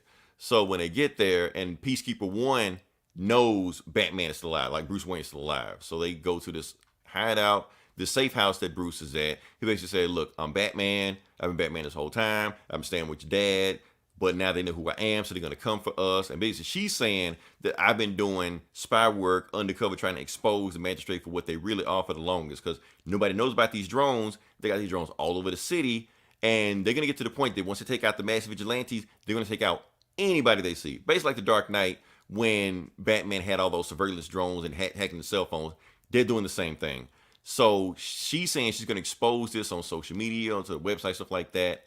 And Batman's like, we're going to do this tonight, because they know I'm here. They know they're going to come for me eventually. So if we don't stop this tonight, we're not going to stop it. So they basically go to the magistrate thing. Batman's all Batmaned up. He took some drones and powered up his suits. Now he's got like stealth stuff that he's repurposed for his own good. And basically kind of blames himself for the magistrate taking over, because they're basically using his old tech to take over Gotham, and he basically set 6 bombs on top of them inside the magistrate's building before he even catches on what's going on. She's about to upload the stuff on to the social media sites. Magistrate 1 is like, he's here. So everybody's escorting the building except Magistrate 1. He walks back in. He's like, no, I'm going to kill Batman for good, because I thought I did last time, but he didn't do it this time. So she takes her USB thumb drive like that. She goes running, and Magistrate 1's just like, Bruce, I've come for you. He's not Bane, but he's Bane-ish. So and while they're fighting, they got the countdown for the last bomb that's supposed to go. So they got 3 minutes left. Hannah's running outside the building. Magistrate and Batman are just fighting each other, just going to work. And I love this splash page, man. I ain't gonna lie. She walks outside. She realized the other magistrate's coming forward. So what she does, she swallows the thumb drive. Time's still counting down. Batman and Magistrate beating the shit out of each other. And Magistrate basically like saying, no matter what happens, Batman, I'm gonna make sure you die. He's like, nah, you're not gonna kill me. And 3, 2, 1. Boom. Magistrate building blows up. Batman Magistrate still in it. The end. That's it. That's Okay. That's some Red Hood shit too. I don't care. He does some shit, whatever. But yeah, that's pretty much the book. Batman dies. That's it. Or he doesn't Again. die. I don't know. Yeah, again. Yeah. So yeah, that's the Future State book. That book was very underwhelming. Like I said, the Black Batman book had my attention. This one was just all over the fucking place. It's like I didn't stay. I didn't stay with it. Like there was no reason for it to exist. Like was there a point to it? Okay, Batman survives just to die again. Okay, yeah, and he's still broke and like and he's living with some crazy dude, but he becomes a crazy dude, and nobody recognized me though he's Bruce Wayne. Fuck this book, man. It's like I said, this book gave me a sour taste on Future State altogether. So yeah, 2 out of 5. It's complete waste of time. Shit, what you got next? I'll do 2 Moons. 2 Moons. Here we go. 2 Moons, number 1. This is a new horror book from Image. Mm-hmm. And the main character is a Pawnee soldier fighting for the Union in the Civil War. Okay. So, and there's some kind of ghost demon that's kind of following him or something. Mm-hmm. And it's kind of fucking with his head. And basically during a battle, the South, the rebel soldiers come, and there's a big battle. This guy is a very good shot with a rifle. Mm-hmm. And he's like he's just murking motherfuckers. But then his general, he gets shot, but then turns into some monster dude. Yeah. So here's this guy. This is his general. He gets shot, but then turns into this monster. Ew, okay. Yeah. Kind of like And Nightcrawler, but an evil Nightcrawler. yeah, and then the dead bodies start talking to the guy, start talking to this dude, and he starts freaking out and starts shooting them. He shoots the monster that is his sergeant, and then he comes through. He like snaps out of it, and the soldier's like, "What the fuck, man? You just shot our general." And that's where it says to be continued. So is he insane, or is this ghost actually real? And being that he's an Indian guy that just shot a white guy, that's probably not going to be good back then. Right. Yeah. So yeah, it's not bad. It's pretty cool. He's a native. I don't know why he's got to be a native, but I guess he's a native. Who wrote this? Who did write this? He's not native. I know that because he wrote a thing in the back that's saying he wanted to, always he was always interested in different cultures, and he wanted to, sort of shed light on different cultures. And John Arcudi, I'm not sure who he is. Art's pretty good. It's just a weird little tale of terror, I guess. It turns out that it gives a little bit of the guy's backstory. He was adopted by a white family and raised on a farm, and then joined the North when the Civil War happened. And yeah, but it's not bad. It's not a bad of an issue. It's a cool little start to this story. I'm interested in seeing where it goes. So I'll give it a 4 out of 5. So pretty cool. All right. So, like I said, since this is the last, well, actually, technically, Black History Month already ended, but we're still going to close out Black History Month as the Black History stories we got for the rest of this. So, rest of the books I'm doing, Blackity Black. That's what we're doing. So yeah, I'm searching through Comixology. I don't see that Milestone book. It just popped up on me. It's not top 10. You got to look down a little bit further. Because I go by the days or whatever. I'm in the news section. I just look at top 10 and just go from there. But anyway, next book I'm going to do is Black Panther number 23. Here's the thing, Eli. For the last week, I have been reviewing. This is Ta-Nehisi Coates, who we just talked about, writing Superman. He's the writer of this run, and like I said, all these books. This week I read every single one of his books. Every single book in this run. So I'm completely caught up now. Like I said, when Chadwick Boseman passed, or beginning of Black History, I don't remember what happened. They gave away every Black Panther book for free ever made on Comixology, and I snatched them all up. I like boom, boom, boom, boom, boom. Ta-Nehisi Coates' run has been dormant for a while because of COVID. They finally picked it back up. He's got 3 issues left. This is the first issue of his last 3 issues. Let me get you caught up, Eli. I'll tell you what's going on with it right now. So, Killmonger is back, but he is a zombie that has been resurrected by a Venom symbiote. Now, I don't know if it's the actual Venom symbiote or a symbiote from Venom's home planet. So anyway, is this a King in Black tie-in? No, this was going on before King in Black. This was going on like last year. Oh, okay. Yeah, so it had nothing to do with that. No King in Black, nothing like that. So Killmonger has been resurrected as a zombie. He is back. He is bringing in an army from the future to attack Wakanda and destroy the world, because in the future, Wakanda has become some war state that colonizes entire galaxies. And he's in control of it now.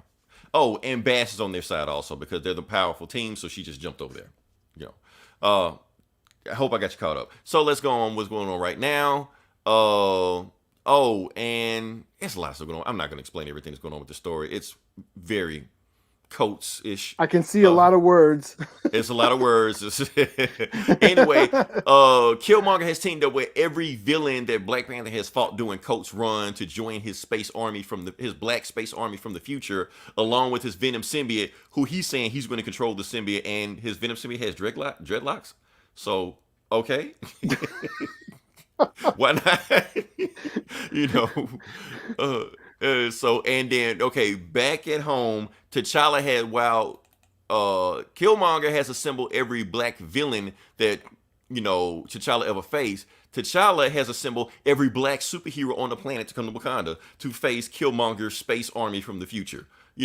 Everyone you can think of. And he basically giving this motivational speech. I've invited you here to do this, blah blah blah.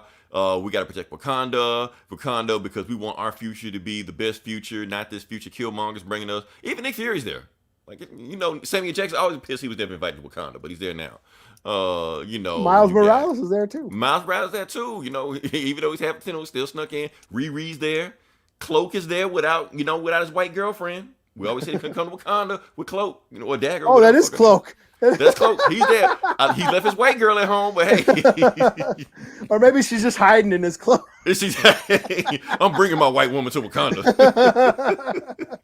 War Machine, everybody else, they keep giving this speech to like that, blah, blah, blah, like that. But the point is, now on the speech is so, and this is, I missed it. Anyway, doesn't matter.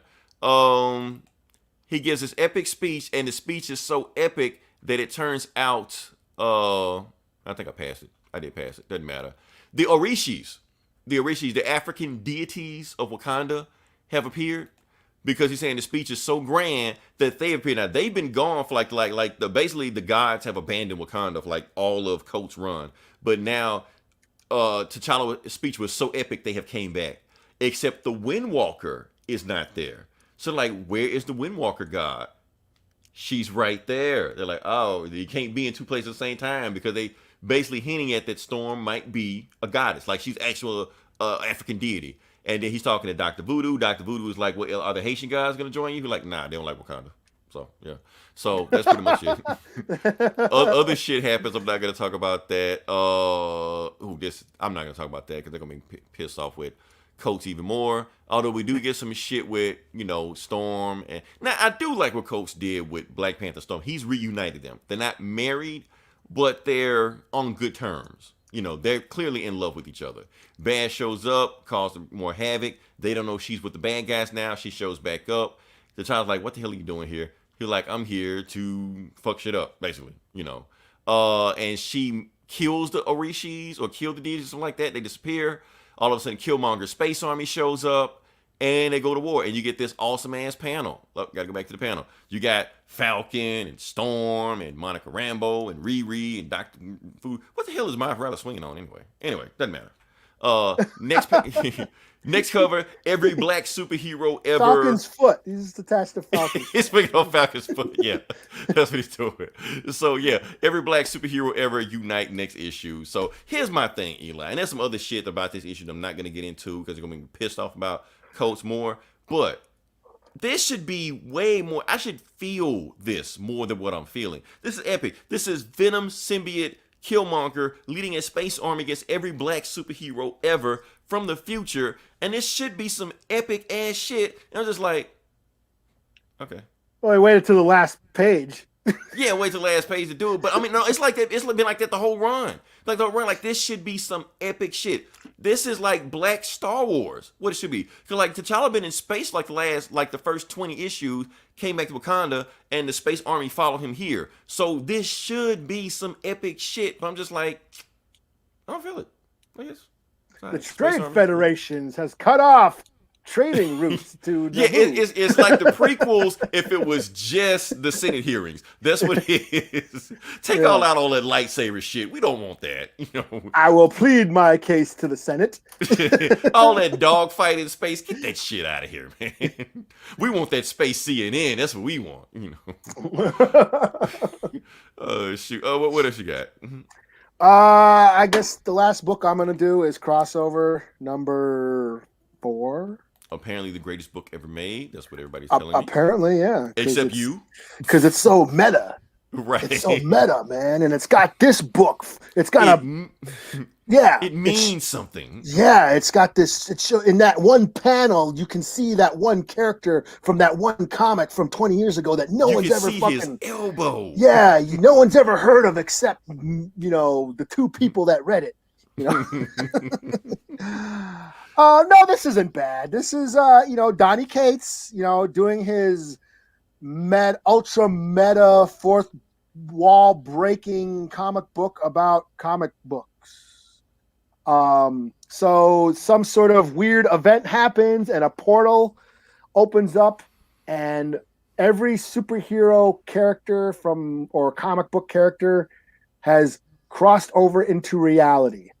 And there's created this dome over Denver, Colorado, where it's nothing but superhero battles.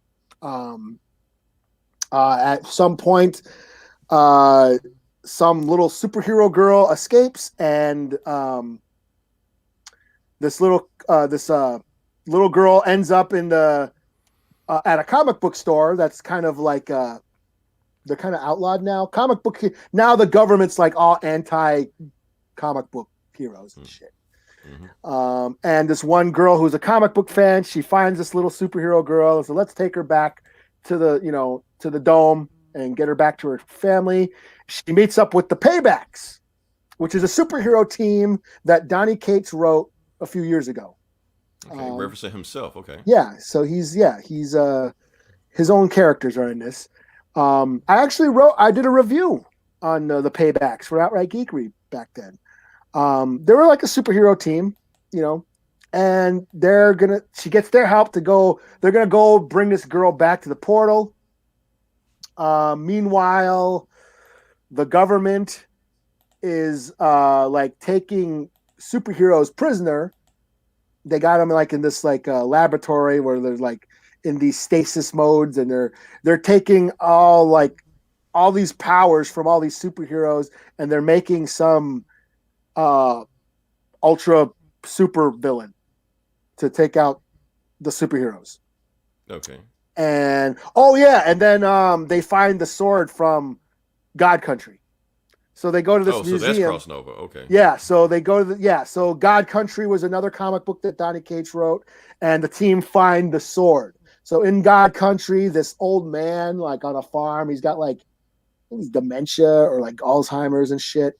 He's an old man. He's got this terminal illness, and then some sword falls from the sky. He picks it up and becomes this powerful He-Man dude, warrior. So that's what that comic's about. And in this issue, they find that sword. It's like the most powerful sword in the universe, and it makes you a badass if you have it. And and then the government's making this supervillain. So that's where we're heading. It's fun. It's fun. It's making all these references to comic books and pop culture, and I mean we eat that shit up. Yeah. So I can see why comic book fans are like, and it's clever. Like the comic book heroes are like they're like Madman. You remember Madman, that old the white with the lightning, psychic guy. Yeah, he shows up. Yeah, he shows up. And if you notice, all the superheroes in reality have Kirby dots on them. Ah, okay. And it's like, it's basically, and like I said, it breaks the fourth wall. The narration, like the text bubbles narrations are like, okay, we're gonna break it up right now and talk about this, and pretty gnarly, huh? So like it's actually talking to the reader.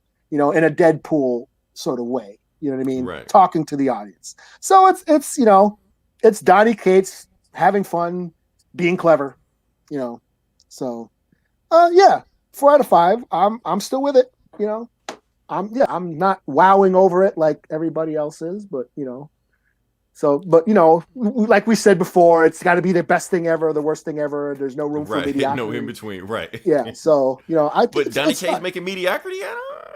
Yeah, it's fine. It's a fun book. If you're a comic book fan, you will appreciate it. And this is geared towards. I think that's what the audience is supposed to be. Comic book fans. It's geared specifically for comic book fans. Because they're the ones. I can see that, yeah, they're the ones that are going to get all these references. They're the ones that are going to get because no one knows who Madman is. Right. No one knows. There's going to be some article breaking down this issue, whatever. Madman or God Country or the Paybacks. You know what I mean? Right. Only comic book nerds are going to know this shit. I think that's why they've taken a liking to this book so much. So yeah, it's fun. I give it a 4 out of 5. I'm not sucking its dick at all, but it's fine. I'm making out with it. we're just gonna, First base. yeah, that's all. Unhooking the bra, You know what I mean? We're just, at the movie theater smooching. That's all. I haven't gone down on it yet. Foreplay. Yeah, you know what I'm saying? No na without the dollar. Oh man. Okay, so this is my book of the week coming up right now. Like I said, this is Black History Month. The blackest book we're gonna do. This is the blackest book we have done on this show. Because all this time we've been talking about how we were gonna save Milestone, Eli. You and I, we saved Milestone. Milestone is back, baby. So yeah, so this is Milestone Returns. That I think they released this book a while ago, but now it's been released to the public. They're basically giving you this is like a sample course of what they have planned. So like I said, it's issue number 0, so we all know what issue number 0s are.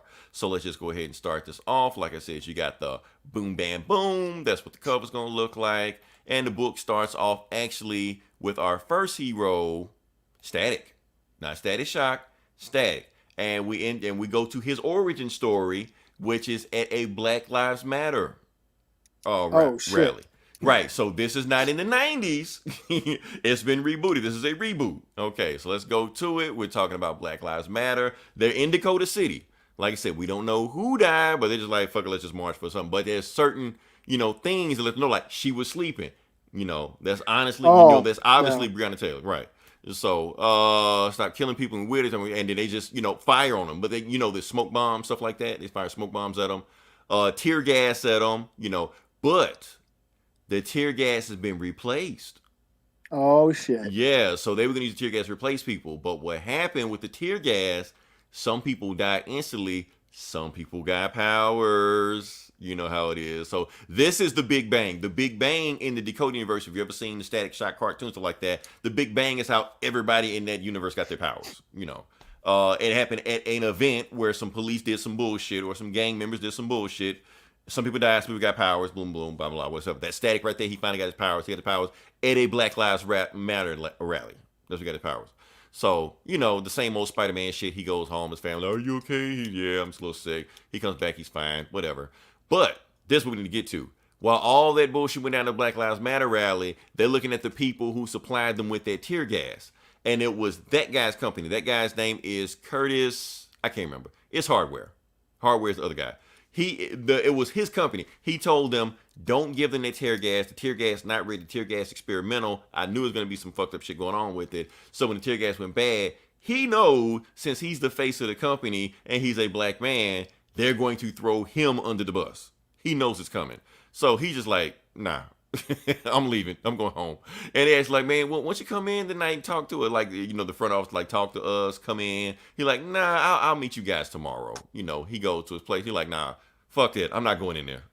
I already know what's going to happen. They're going to throw me under the bus. I'm going to step into my super suit that they don't know about. And I'm going to get myself superpowers and become Black Iron Man or War Machine, whatever the fuck. And the police just burst down his door and just fire on him. He was like, y'all going to fire on an unarmed man?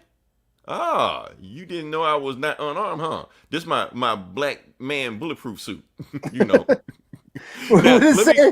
What did that say? The blackness protects me. Yeah, my blackness protects me. Does it scare you?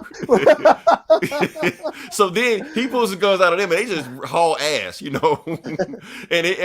don't you ever come around here no more, And so that's them, and then we go to who is this? So this is Blood Syndicate. They're basically everybody else. They're kind of like the X-Men, but not really X-Men. They're a gang. And they go meet Holocaust like that. So when we go back to Static, Static is learning slowly how to use his powers. He's taking a shit, learning how to shit properly or whatever. He learns how to use his keys, use electricity. Oh, and he's being bullied by a white dude, by 3 white dudes. But the first dude looked like a white rapper. Because he says Virgil, who is Static, he's not black enough. So he calls him like an Oreo and all stuff like that. So he's going to whoop his ass because he said he's not black enough. And that's him right there. And he's calling his girlfriend all kind of like crazy ass names. He just punch him in the face. Shut the hell up. You're like, okay, yeah, let's do this, So then the white dudes jump his ass. But then other people saying, wait, are 3 white dudes beating up on a black dude? So then they jump in. Now you got this whole school riot. Then the police jump in, blah, blah, all stuff like that. Anyway, where we going? Oh, yeah. Then the next day at school, when he finally comes back next week, Turns out the white rapper dude or whatever like that has powers. Call himself Hot Boy, or I don't know what the fuck he call himself. He sees Virgil again. He like, I'm glad you got. I'm about to whoop your ass again. So he just throws fire bombs at him in the middle of the school, not knowing what Virgil can do. So Virgil's like dodging him and shit like that. He like, yeah, oh yeah, that's what you doing? Okay. And then he throws out his static powers like that, and they just, fighting school fight, superhero school fight right there. And then he blasts him, and he's thinking about killing him. He's not gonna kill him, so he lets him wake up. The police come. What's going on here? And all Hot Boy says is, I slipped. So nobody saw a fight. They can't do anything. So everybody's going about their business. Then we go to Icon. Like I said, we talked about Icon and Rocket. He shows up.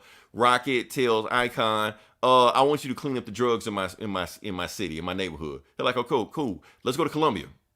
Because that's where we get the drugs from anyway. Let's burn down the factory. Because that's his connection anyway. So they go down there, blow up the connections. Rocket goes down there. They see a bunch of people. And Rocket powers up her kinetic punch. And boom, blows up the crack house, the drug house, whatever you want to call it, with one kinetic punch. Icon goes out there. He telekinetically destroys this shit, blows up the crack or the smoke or the bomb, whatever. He's fucking powerful. He just do whatever he wants to. They never really explain what Icon can or cannot do, but he can just do anything. And some other shit happens. But anyway, Holocaust is back. Like I said, Holocaust became so popular in the Milestone, he became like a Teen Titans bad guy. Like he was fighting Superboy and shit like that. But now he's back and he's recruited the Blood Syndicate again. And that's it. Yeah. So, like I said, the 3 books coming out: Static, Icon and Rocket, and Hardware. Those are 3 books. Of course, the Icon book is actually narrated by Rocket. It was always narrated by Rocket. It was always told through her eyes. And she was telling everybody what Icon was. So that's the book. Like I said, I'm excited. It's back. It was written by Reggie Hudlin, a good Black Panther writer. He's been the guy to get this whole thing off the ground. Like I said, I'm excited. I'm just glad Milestone is back. They said more stuff is on the pipeline. These 3 books are just kind of like testing the waters, and then they're gonna start rolling out the other stuff also. Because they hinted at other heroes that may or may not show up, but they want to see what Static and Icon and Hardware does first. Because there was always their 3 best-selling heroes anyway. So yeah. It whet my appetite. 4.5 out of 5. I'm good. Jim Lee even drew some panels in like the other second story that I'm not going to talk about, but yeah. And like I said, this is the book we should have been getting. This is the movie we should have been getting. Ta-Nehisi Coates should have been writing a Icon movie. $1 billion. Easy. DC could have just stepped back and break up money, but they don't like money, I guess. So Michael B. Jordan as Hardware? I can see it. Yeah, Black Iron Man, I can see it. So yeah. So and anything else we got? Or well, I read. I mean, I thought you were gonna read that new Marvel's Voices. That was a new one? Yeah. I didn't know. I guess we. So you didn't read. You read 2. I didn't. I didn't read Milestone, and you didn't read the Marvel Voices. Yeah. Okay. We're gonna make this the blackest show ever. So yeah. So no, I didn't read Marvel Voices. I didn't. Yeah. Yeah, it's just a bunch of stories with a bunch of black superheroes. Very short. They're like a couple of them are like 2-3 pages long. Like not much. I heard like Def Jam Records has some of their artists write some of these stories. Okay, yeah. I saw like a Def Jam ad in the back. Yeah. There's like a Miles Morales story. Monica Rambeau shows up in one story. There's a Blade story that was pretty cool. What was that? It was like a Black Venom. Black Venom. Yeah, it was like I don't know. It was a Venom with dreadlocks, like in the just Killmonger, just and Gozi or something. Her name was. I think her name was. I don't think I ever heard of her before. But yeah. Who else? There was a Riri. Riri and Shuri, I think, team up at some point. But I think with I forgot about this. Okay, so I think my favorite story out of this was the Domino story. Wait, why is Domino? Domino is. I guess Domino's black now because of Deadpool. We claim Domino now? I guess. Okay. That's what I was saying. I was like, Domino, because I always thought she was Asian. I always thought she was We didn't Asian. know what Domino was, but I guess I just assumed she was always Asian because she kind of looked like she was she's Asian. half black, so I guess that counts. But I didn't know, but she's got a story in this, and I'm like, oh yeah, because of Deadpool 2. Because Domino Zazie, better not bring her ass to Wakanda. I know that shit. She's because not allowed to. yeah, Zazie Beetz played her in the movie, so I guess Right. she's in this, and this is probably That my Domino favorite. is right. That Domino can come, not the X-Men Crocodile. Yeah, no, this is straight up, Harley Quinn Domino. Okay. Okay. Yeah. I see. Yeah, and she's just she's gambling and then shoots up a bunch of people, and it was just cool, cool little action scene with Domino. So, I thought you were gonna read it. I didn't really prepare to review it because I thought I didn't see it. I mean, like I said, there was so many books. I guess it was like on the next page. I should have kept looking, but yeah. Yeah, because that's what I saw. I got this, but I didn't get Milestone because I've been looking through Comixology. I still can't find Milestone. I'm just have to search it. I had the shit out of it. Like China. You ain't gonna see that shit. So yeah, another Marvel Voices featuring minorities. So there you go, Eli. You want to write comics for Marvel? Just become a rapper for Def Jam. There you go. Oh man. Anything else? And then New Mutants. I read New Mutants. I don't really know what's going on. I mean, I kind of do, but they still in space? No, it's got the Shadow King, and I guess I'm not current with the X-Men right now, so it's making references to all these other books that I'm not sure what's happening. So I'm probably not appreciating it as much as because it's been getting. I heard everyone loves this book. It's been getting these good reviews and shit, but I'm like, what the fuck is this? And what the fuck is that? And who the fuck is this now? So because New Mutant got some deep cut stuff on it. Because it's not just New Mutants. They're like all the Generation X characters. They pop up in there. So it's just like whatever. I'm like, what the fuck can this motherfucker do? Shit. Oh no, the Shadow King's fucking with people, and then they go to the other world and meet like Merlin and the fucking Avalon and shit. They go there, and I guess it's cool. I guess. Oh man. So shoot, anything else we got? That's about all I got. Okay. And that concludes our Black History Month program. Not just ours, but corporate America altogether. You may now go back to your white commercials we had before. No more Calvin from McDonald's, yeah. And March, like I said, March is gonna be stacked. March is gonna be loaded. We got Godzilla versus King Kong. We got Snyder Cut. Shit, I forgot it's a lot of shit. That's just the tip of the iceberg. March is fully loaded, so yeah, we're just gonna go from there. Until then, this is Leroy. This is Eli. We'll talk to you guys next week. Same bully time, same bully channel.